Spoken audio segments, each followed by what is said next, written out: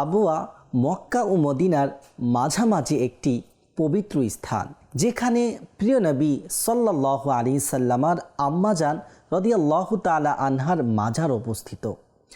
এই পবিত্র ভূমিতে 128 হিজরির 7 সফর আহলে বায়াতের আরেকটি সুগন্ধিময় ফুলের জন্ম হয়, আর তিনি হলেন হজরতে ইমাম মুসা কাজিম রহমাতুল্লাহি তাআলা আলাই। তার পিতা ছিলেন ইমাম জাফর সাদিক রহমাতুল্লাহি তাআলা আলাই। মাতা ছিলেন হজরতে হামিদা বারবারিয়া রহমাতুল্লাহি আলাইহা। তিনি আহলে বায়েতের উত্তরসূরি এবং কাদরিয়া রজভিয়া আত্তারিয়া সিলসিলার সপ্তম পীর ও মুর্শিদ।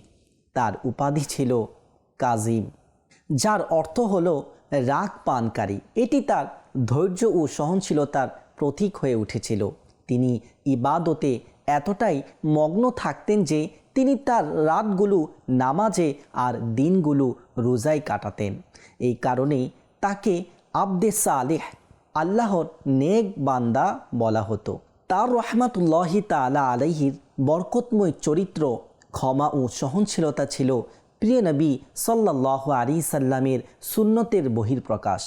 তার সহনশীলতার অবস্থা এমন ছিল যে তিনি মদিনার দরিদ্রদের খুঁজে বের করতেন এবং রাতে তাদের চাহিদা অনুসারে এমনভাবে অর্থ পৌঁছাতেন যে তারা জানতেও পারত না যে কে তাদেরকে অর্থ দিয়েছে। আল্লাহ পাক তার দোয়ায় বিশেষ প্রভাব রেখেছিল। লোকেরা তার দ্বারা দোয়া করালে বা তার উসিলা দিয়ে দোয়া করলে তাদের ইচ্ছে পূরণ হয়ে যেত। এই কারণে লোকেরা তাকে বাবুল হাওয়াইজ অর্থাৎ চাহিদা পূরণের দরজা বলে ডাকত।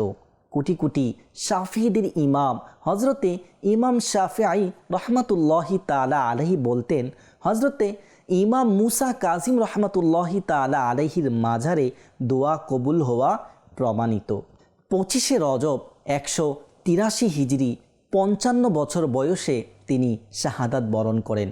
তার মাজার বাগদাদ শরীফের কাজিমিন নামক স্থানে অবস্থিত।